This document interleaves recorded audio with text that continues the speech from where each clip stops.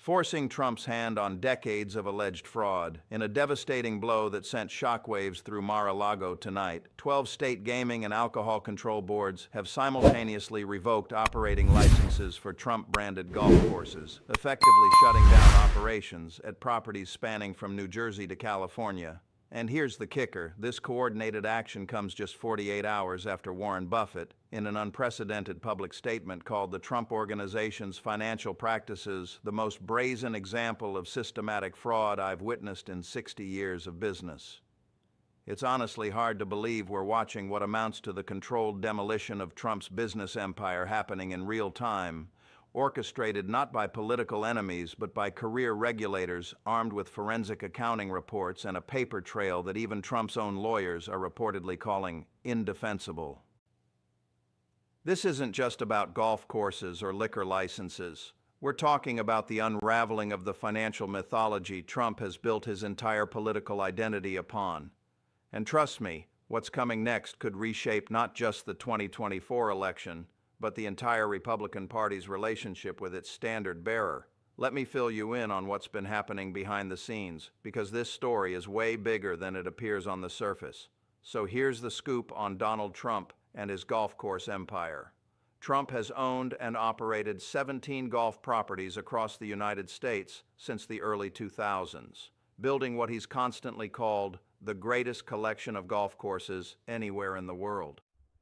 From Trump National in Bedminster, New Jersey, where he hosted the U.S. Women's Open, to Trump National Doral in Miami, to properties in Los Angeles, Virginia, and the Carolinas, these courses became more than just businesses. They became props in Trump's larger narrative of success, wealth, and the deal-making genius he rode all the way to the White House.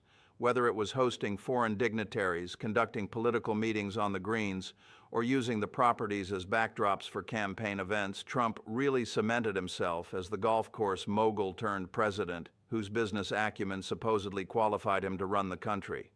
But here's where the rubber meets the road. We're now 6 months into a coordinated investigation by state regulatory agencies across 12 states, all examining the same troubling pattern: liquor licenses suspended, gaming permits revoked, health and safety violations piling up, environmental compliance failures documented. This mess is unfolding because state attorneys general, armed with findings from New York Attorney General Letitia James's massive civil fraud case, started comparing Trump's property valuations against what he told federal regulators, state licensing boards, and local tax assessors. And guess who's stuck right in the middle? Yep, Donald Trump, who simultaneously needs these golf courses to maintain his image of business success, while those same properties are now exposing the systemic fraud that could finally bring him down. He's supposed to be the billionaire businessman whose empire proves his competence. But here's the kicker: state regulators aren't interested in Trump's carefully constructed image. They want accurate financial statements, legitimate tax assessments, and honest representations to licensing boards. He wants to claim his properties are worth billions when seeking loans or impressing voters, but pennies when paying taxes or regulatory fees. And before we go any further, let's be real for a second. Golf courses are heavily regulated businesses. They serve alcohol, which requires state liquor licenses. Many have gambling operations in their clubhouses. They're subject to environmental regulations because of fertilizer runoff and water usage. They employ hundreds of workers subject to labor laws. Any discrepancy in how you represent the value or operations of these properties to different government agencies creates a massive legal exposure. Now back to the matter at hand. Reports from around October 18th revealed just how coordinated this regulatory assault had become. The New Jersey Division of Alcoholic Beverage Control labeled Trump National Bedminster's license renewal application as materially false in multiple respects, and even went as far as to say the organization had demonstrated a pattern of fraudulent misrepresentation that calls into question the licensee's character and fitness to hold a liquor license in this state. Talk about strong words. Essentially, New Jersey regulators were calling Trump a fraud for not sticking to consistent property valuations across different government filings. And this wasn't a private administrative hearing. New Jersey's ABC made sure to air their findings publicly in a 43-page decision, making it clear that they were not happy with the Trump Organization's explanations for why the Bedminster property was valued at $161 million for tax purposes, but listed at $740 million in loan documents to Deutsche Bank. This announcement sent shockwaves through Trump's business operations because it raised all sorts of questions. If New Jersey regulators, operating in Trump's home state where he's had relationships with officials for decades, could turn against his business practices, what did that mean for everyone else scrambling to maintain their licenses in states where Trump has zero political protection? Now, this isn't the first time we've seen this pattern of Trump's allies turning on him when the legal heat gets real. Trump's loyalty really only extends to himself and his immediate family. Whenever someone stops being useful or does something that threatens his interests, he's quick to turn on them. But when institutions and longtime business partners start abandoning ship, that's when you know the foundation is crumbling. We've spotted this pattern time and time again, but what's happening now is different. These aren't political appointees he can fire or allies he can pressure. These are state regulatory bodies with independent authority. Just think about how Deutsche Bank, Trump's lender of last resort for 2 decades, publicly distanced itself from the Trump Organization right after the January 6th investigation heated up. The bank that had lent Trump over $2 billion when no other major financial institution would touch him suddenly declared they would no longer do business with him or his companies. Internal documents later revealed that Deutsche Bank's compliance team had flagged suspicious activity reports on Trump accounts going back to 2016, but senior executives had overridden those concerns. Once those executives faced their own legal exposure, Trump became radioactive overnight. Then there was the PGA of America. Trump had secured the rights to host the 2022 PGA Championship at his Bedminster course, a major coup that would have brought international prestige and tens of millions in revenue. The PGA wasn't pleased when Trump's role in January 6th became undeniable, and they pulled the tournament, issuing a statement about the damage to our brand and the distraction to the game of golf that would result from association with Trump. Within 72 hours of that decision, Trump lost what would have been the crown jewel of his golf empire's calendar. And let's not forget how major accounting firm Mazars USA distanced itself from Trump when the New York fraud investigation produced evidence that their decade of work certifying Trump's financial statements might have been based on fraudulent data. After 10 years of signing off on Trump's numbers, Mazars sent a letter in February 2022, essentially disavowing all their previous work, stating that Trump's financial statements should no longer be relied upon and that they would no longer represent the Trump Organization. When your own accountants publicly retract a decade of their work, you know the paper trail is devastating. Even Trump National Dural's relationship with the PGA Tour collapsed when the tour quietly removed the course from its rotation of venues after Trump's presidential campaign launched with attacks on Mexican immigrants. The tournament had been held there since 1962, generating enormous prestige and revenue. But the tour's sponsors started threatening to pull out if the association with Trump continued. Within 2 years, the tournament was gone, relocated to Mexico City in what seemed like a pointed rebuke. Now it looks like state regulatory boards are in the hot seat, forced to decide whether maintaining Trump's business licenses creates liability for them when the fraud evidence is this overwhelming. This pattern is becoming all too familiar. You can be the most prestigious golf course, the most loyal accounting firm, or the most profitable banking relationship Trump has, but the moment association with him creates legal or reputational risk that outweighs the profit, institutions will cut ties without a second thought. The difference now is that state regulators don't have a choice to simply walk away. They have a legal obligation to act when fraud is documented. So what did Trump do to trigger this coordinated regulatory response? Well, it all boils down to what New York AG Letitia James uncovered in her 3-year investigation. A systematic pattern of fraudulent valuation that wasn't just aggressive accounting, but deliberate, documented lies to different government agencies about the same properties.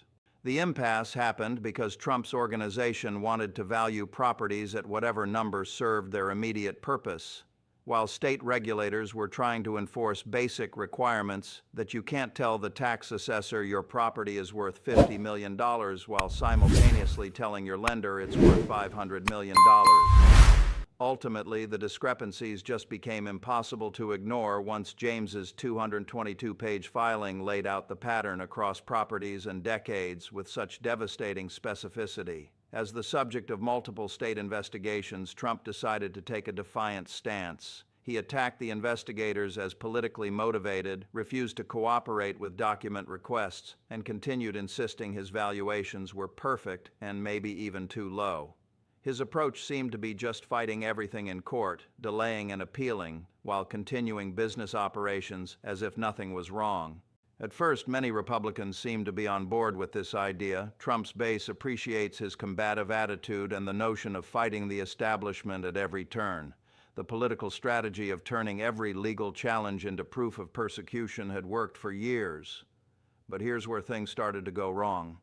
As the investigations dragged into their second and third years, some serious issues started cropping up.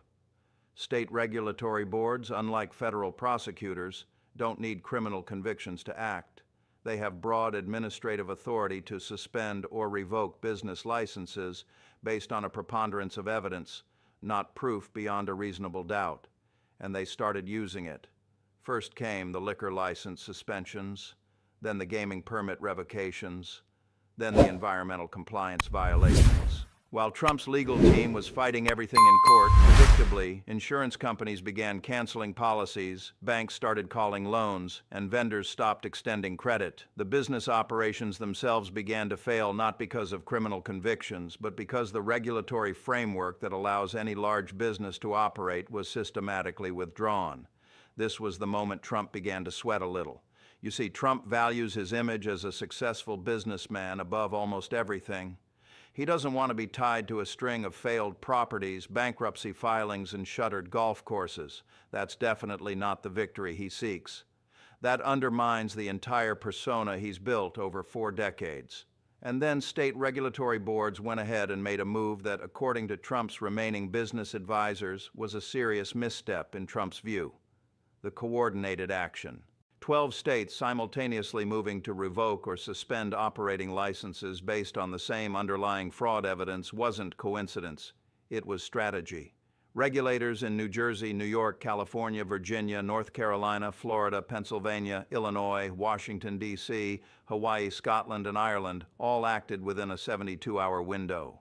Trump started looking for ways to negotiate and figured he should offer to settle some cases, adjust some valuations going forward, maybe even agree to independent monitors at certain properties. His lawyers even floated proposals where Trump would step back from day-to-day management in exchange for keeping the licenses active. But then, when Warren Buffett caught wind of all this through his network in the banking world, he absolutely lost it. Buffett gave an interview to CNBC on October 21st that became instant national news. The Oracle of Omaha, who had studiously avoided commenting on Trump for years, called the Trump Organization's financial practices the most brazen example of systematic fraud I've witnessed in 60 years of business.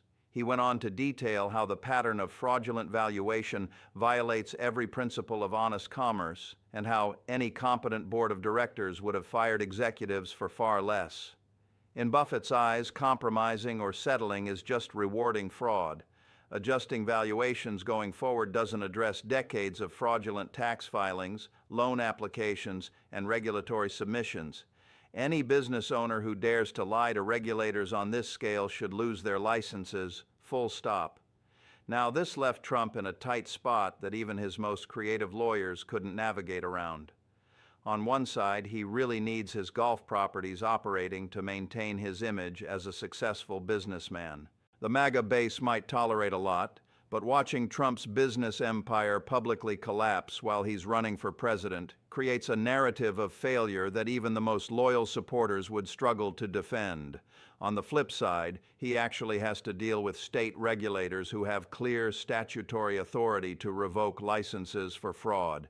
That means either admitting the fraud and accepting massive fines and penalties, or continuing to fight and watching state after state shut down operations while the court battles drag on for years. The tricky part is all of that requires either a level of humility and admission of wrongdoing that Trump has never demonstrated, or accepting the slow-motion collapse of his business empire while he campaigns on his business acumen. So Trump is caught in a bind. He can either keep fighting the regulators, which means watching his golf courses close one by one, revenue streams dry up, and the physical deterioration of properties he can't maintain without operating income, and that only reinforces the narrative that he's a fraud whose empire was always built on lies. Or he can try to settle and cooperate, which means admitting to fraud, paying enormous fines and back taxes, and accepting monitoring that would expose every financial detail his business has hidden for decades, but that'll definitely turn his most aggressive supporters against him as capitulation to the deep state. It's honestly hard to believe this is where we